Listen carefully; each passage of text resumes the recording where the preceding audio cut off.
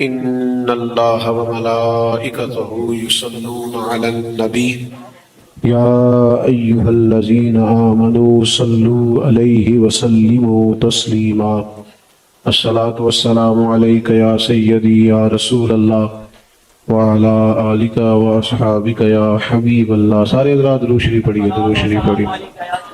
الصلاة والسلام عليك يا رسول الله وعلى آلك وأصحابك يا حبیب اللہ. حمد و صلات کے بعد انتہائی عزت و تکریم کے لائق بزرگوں، قابل صد احترام بھائیوں، عزیز دوستوں، اسٹیج پہ جلوہ فراز حضرات، علماء کرام، بالخصوص جناب مفتی امین صاحب، حضرت مولانا صغیر احمد صاحب، دیگر بھی یہاں ماشاءاللہ حضرات تشریف فرما ہیں. اللہ تعالی ہم سب کی حاضری کو اپنی بارگاہ میں قبول فرمائے. عزیز دوستو، جو چیزیں انسان کو دیگر مخلوقات سے ممتاز کرتی ہیں، شرف اور فضیلت عطا کرتی ہیں، ان میں سے ایک چیز یہ ہے کہ انسان بول سکتا ہے، یہ بات کر سکتا ہے. میری گزارش ہوگی سارے دوستوں سے بیٹھ جائیں. اگر ویڈیو والے بھائی بھی بیٹھ جائیں، کیمرے والے بھی بیٹھ جائیں تو آپ کی بڑی مہربانی ہوگی. دوستوں کو نظر آنا چاہیے. اللہ آپ کو سلامتی عطا کرے. بھائیوں، انسان بول سکتا ہے، باقی مخلوق بات نہیں کر سکتی. بہت روب ہوتا ہے شیر کا اور بڑا وزن ہوتا ہے ہاتھی کا، لیکن وہ اپنا ما فی الضمیر بیان نہیں کر سکتے. یہ حضرت انسان کو اللہ نے فضیلت عطا کی ہے کہ یہ بولتا ہے، بات کرتا ہے، اپنی باتوں سے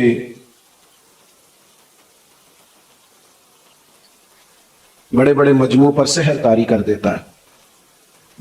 بس کرنے کا کام یہ ہے کہ اللہ نے یہ جو زبان عطا کی ہے اس کا استعمال درست کیا جائے، اس کا بے جا، غلط اور غیر معیاری استعمال نہ کیا جائے. حدیث پاک میں فرمایا کہ صبح جب دن چڑھتا ہے تو سارے اعضاء وجود کے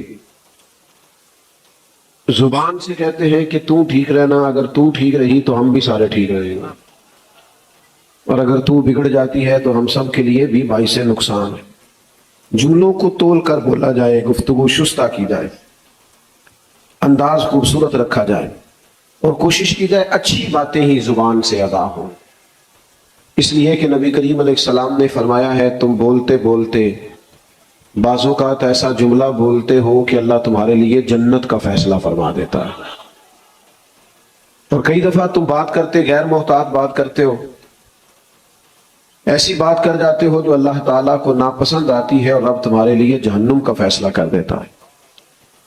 بہت سوچ کر بات کی جائے، غیر معیاری گفتگو نہ کی جائے، بے جا نہ بولا جائے، بلا وجہ گپیں نہ لگائی جائیں، بغیر کسی سبب کے باتوں کو طول نہ لیا جائے. بہت زیادہ بولنے سے انسان کے لفظوں کی حرمت، اس کے جملوں کی قیمت جاتی رہتی ہے. سمجھانے کے لیے بھی معقول سا تھوڑا سا انداز اختیار کیا جائے. دوسری بات یہ ہے کہ ہم جو بولتے ہیں، جو بات کرتے ہیں، اس کا سوسائٹی پہ اثر ہوتا ہے.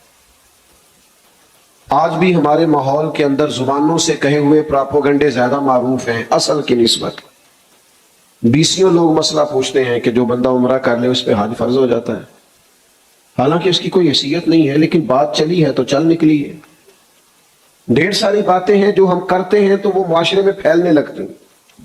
اصل سے زیادہ بعض اوقات ہمارے ملک کے اندر اتنی غلطیاں، اتنی کمزوریاں نہیں ہیں جتنی پراپوگنڈے کی وجہ سے کر دی گئی ہیں. اتنے حالات خراب نہیں ہیں. میرے ملک میں رہنے والے لوگ برے نہیں ہیں، لیکن پراپوگنڈا ہے، زور شور ہے، توہین ہے. آج بھی لوگ ایک دوسرے سے پیار کرتے ہیں. ہم جو بولتے ہیں اس کا اثر ہوتا ہے معاشرے پہ. آپ اگر سوسائٹی کے اندر یہ باتیں پھیلانی شروع کر دے، چھوڑو یار تو کس اخلاق کی بات کرتا ہے، معاذ اللہ کس دین کی بات کرتا ہے، یہاں جس کے پاس پیسے ہیں وہی سارا کچھ ہے، یہاں جس کے پاس دولت ہے وہی سارا کچھ ہے. یہ پراپوگنڈا جب سوسائٹی کے اندر عام کیا جاتا ہے تو پھر لوگ حلال حرام کی تمیز چھوڑ دیتے ہیں. پھر کہتے ہیں کسی بھی طریقے سے پیسہ کماؤ، کیونکہ ہم نے خود پراپوگیٹ کیا اس چیز کو. جب ہم یہ پراپوگنڈا کرتے ہیں لوگوں کے سامنے کہ یار ہر بندہ لالچی ہے، تو اس کا معاشرے پہ برا اثر پڑتا ہے ہماری ان باتوں کا. کوئی کسی کو اپنا مخلص نہیں سمجھتا, کوئی کسی کو اپنا خیر خواہ نہیں سمجھتا. لوگوں کو لگتا ہے کہ ہر آدمی کا مجھ سے کوئی نہ کوئی ذاتی مفاد وابستہ ہے. اس طرح کی گفتگو نہ کرے جس سے ماحول کے اندر یہ اثر پیدا ہو کہ یار یہ تو سارا ماحول ہی بگڑ گیا. ہم اپنے بچوں کو جب کہتے ہیں نا میرا کیا فائدہ تیرا کیا فائدہ, تو بچے دنیا دار بن جاتے ہیں. ہم جتنی اچھی باتیں کر سکیں, اور یہ مت سمجھیے گا کہ میری بات کا اثر نہیں کو لیتا, ہماری باتوں کا اثر ہوتا ہے. کسی پر نہ ہو تو ہمارے بچوں پر ضرور ہوتا ہے, ہماری اولادوں پر, دوستوں پر اثر ہوتا ہے. تیسری بات یہ ہے کہ ہماری باتوں کا ہم پر بھی اثر ہوتا ہے.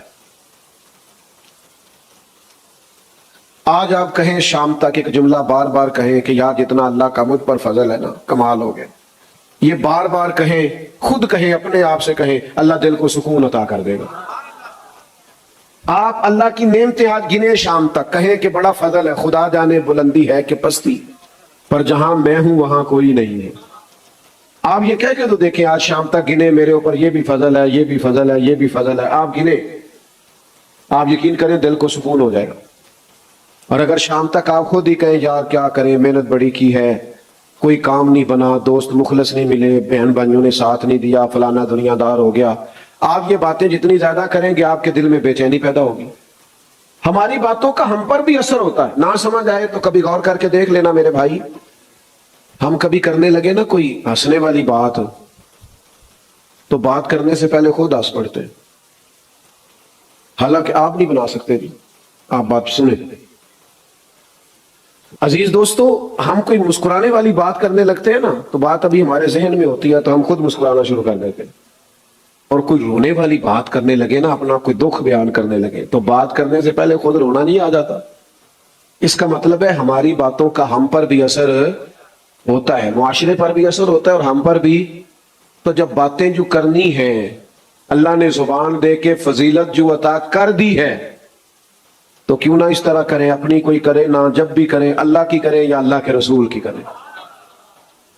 یا ایھا الذین آمنوا اذکروا اللہ ذکرا کثیرا, اپنے رب کا کثرت سے ذکر کرو مومنو, اور کتنا, وسبحوہ بکرۃ واسیلا, صبح و شام اسی کی پاکی, اسی کا نام جپو, اللہ کا ذکر کریں, اللہ کے رسول کا ذکر کریں. اور یہ ذکر کرنا, خالی ذکر کرنا, ایک یہ ہے کہ اللہ رسول کی بات پر عمل کرنا. صرف ذکر کرنا بھی دل کو سکون عطا کرے گا. خالی نام جپنے سے بھی معاشرے کے اندر خوبصورتی پیدا ہوگی. اور یہ ذکر کرنا اور ذکر کو عام کرنا اتنا اہمیت کا حامل ہے کہ اللہ نے فرمایا وَرَفَعْنَا لَكَ ذِكْرَكَ, اے محبوب ہم نے آپ کے لیے آپ کے ذکر کو بلندی عطا فرما دی. حضرت جبریل عرض کرنے لگے یا رسول اللہ, رب فرماتا ہے ہم نے آپ کا ذکر اس طرح بلند کیا ہے کہ محبوب جہاں جہاں رب کا ذکر ہوگا وہاں رب کے رسول کا بھی ذکر ہوگا. جب ہم کریں گے نا نبی پاک کا ذکر, الحمدللہ ہم سنتے ہیں, باتیں سنتے ہیں, کتابیں پڑھتے ہیں, مارکیٹ میں لٹریچر موجود ہے. جب ہم حضور کا ذکر کریں گے نا, مثلا ہم نبی پاک علیہ السلام کے حلم کا ذکر کرتے ہیں, بردباری کا, کہ نبی کریم میں تحمل تھا, بردباری تھی, ٹھہراؤ تھا, طبیعت. یہ ذکر بار بار ہم کرتے ہیں, اپنے بچوں کو بتاتے ہیں, نتیجہ کیا نکلے گا, ہمارے بچوں کے اندر ٹھہراؤ پیدا ہوگا, سکون آئے گا, اطمینان آئے گا. میں ذمہ داری سے کہتا ہوں آپ ان حدیثوں کو پڑھیں, ان کو سنیں, ان کو بیان کریں, ان روایات کو لائیں جن میں نبی پاک نے اپنے دشمنوں کو معاف کیا ہے. آپ یہ کر کے دیکھیں, آپ کا بھی معاف کرنے کو دل کرے گا, طبیعت میں شوق پیدا ہوگا کہ میں بھی معاف کر دوں. آپ نبی پاک کے جود و عطا کا ذکر کر کے دیکھیں کہ حضور بانٹا کرتے تھے, دیا کرتے تھے. صحابہ فرماتے ہیں لفظ لا تو کبھی سنا ہی نہیں. حضور کے جود و عطا کا ذکر کر کے دیکھو, کنجوسیاں ختم ہوگی ماحول سے, بخل ختم ہوگا سوسائٹی سے. یہ جو لوگ غریبوں کے حق میں, مساکین کے حق میں تنگ دل ہو جاتے ہیں, ان کے دلوں میں وسعت پیدا ہو. ہم اگر چاہتے ہیں کہ ماحول اعلیٰ ہو تو ہمیں اپنے نبی کی سیرت کا, حضور کے احوال کا, فضائل کا, خصائل کا, شمائل کا ذکر کرنا ہوگا. پر ایک شرط ہے, عام ذکر اور ہے اور حضور کا ذکر اور ہے. اس ذکر کے لیے نا بندے کا لہجہ بھی باوضو ہونا چاہیے, انداز ذرا نرالا ہونا چاہیے, ذرا اس کے لہجے میں خوبصورتی زیادہ ہونی چاہیے. کوئی بھی چیز ہے نا جی، ذرا تھوڑا سا آپ ذوق سے کر لینا، شوق سے. امام مالک رحمۃ اللہ علیہ کی خدمت میں کوئی شخص حاضر ہوتا تو آپ فرماتے فقہی مسئلہ پوچھنا ہے یا حدیث پاک سننی ہے؟ تو کہتا فقہ کا مسئلہ پوچھنا ہے. امام صاحب بتا دیتے، فقہ کی بات بتا دیتے. وہ کہتا میں نے حدیث سننی ہے. ادھر دیکھنا میری طرف، بندہ ایک ہے، 100 کا مجمع نہیں. تھوڑے بندے دیکھ کے خطیب صاحب ناراض نہیں ہو گئے، بلکہ ایک بندے نے حدیث پاک سننے کا کہا ہے تو امام صاحب نے غسل کیا، کپڑے بدلے، پھر خوشبو لگائی ہے، پھر امام صاحب نے امامہ باندھا ہے، پھر ممبر پر بیٹھے ہیں، پھر اس بندے کو سامنے بٹھائے، آ میرے دل آمنہ کے لال کی باتیں کر. نبی کریم کا تذکرہ کرنے کے لیے ذرا انسان کی طبیعت میں کیف پیدا ہو، سرور ہو اس کے دل کے اندر، اس کی طبیعت مچل رہی ہو، وہ حضور کا ذکر کرے تو ذرا تھوڑا سا نرالا ہو کے کرے، اور جملے بھی حضور کے لیے بیان کرے تو ذرا سونے کر کے بیان کرے. مجھے اپنے سیاستدانوں سے شکوہ ہے، یہ سیاسی تقریریں کرتے ہیں لیکن جب اپنی جماعت کے لیڈر کا نام لیتے ہیں تو بڑے بڑے القابات کے ساتھ لیتے ہیں، قائد عوام اور قائد جمہوریت اور فلانا اور فلانا، بڑے القاب. لیکن تکلیف سے یہ بات عرض کرتا ہوں، حضور علیہ السلام کا نام لیتے ہیں تو لینا نہیں آتا. وہ یار تو امام الانبیاء کہہ کے ذکر کر، تو اللہ کے حبیب کہہ کے ذکر کر، تو حبیب پیارے کہہ کے ذکر کر، تو نبی کریم علیہ السلام کی شانوں کے ساتھ تیرا دل ٹھنڈا ہوگا، تیری زبان میٹھی ہوگی. تو نبی پاک کا ذکر کر تو ذرا خوبصورتی کے ساتھ کر. ایمرجنسی جب ہوتی ہے نا، ایمرجنسی، تو ایمرجنسی میں القاب نہیں یاد رہتے اور نہ یاد رکھنے چاہیے. ابھی یہاں اعلان ہو رہا تھا مفکر اسلام فلانا فلانا فلانا صاحب آ گئے تو اتنا میرے نام کے ساتھ الفاظ کو جوڑا. اور آج کل تو ویسے ہی القاب بڑے بے وقت ہیں، بڑا بندے کو مشکل بوجھ محسوس ہوتا ہے کہ اب تو یہ تو ساروں کے ساتھ ہی لگ رہا ہے، تو مشکل ہو جاتا ہے معاملہ. تو وہ خدا نہ خواستہ اگر یہ میری پگڑی کے شملے کو آگ لگ جائے تو پھر آپ کا جو نقیب ہے وہ یہ اعلان کرے گا کہ مفکر اسلام، پیر طریقت، رہب شریعت، حضرت علامہ مولانا فلانا صاحب، وہ آپ کی پگڑی کو آگ، اتنی دیر میں آگ جائے کام کر جائے سارا. جب ایمرجنسی ہو تو پھر القاب پکارنے، پھر تو کہنا چاہیے مولانا آگ لگ گئی ہو، دیکھو جی پیچھے دیکھ لو بھائی، پیچھے دیکھ. یہی ہوتا ہے نا. بات کی سمجھ آ گئی آپ کو؟ ایمرجنسی میں القابات نہیں یاد رہتے، پر صحابہ کو نا ایمرجنسی میں بھی نبی پاک کے لقب یاد رہتے. حالات جیسے بھی ہوں، رنگ جیسا بھی ہو، وقت جیسا بھی ہو، ٹائم جیسا بھی ہو. غار ثور میں حضرت صدیق اکبر کے پیر کو سانپ نے ڈس لیا، ایمرجنسی ہے، سانپ کی تو دہشت ہی بڑی ہوتی ہے، کہنا چاہیے نا سانپ سانپ سانپ سانپ.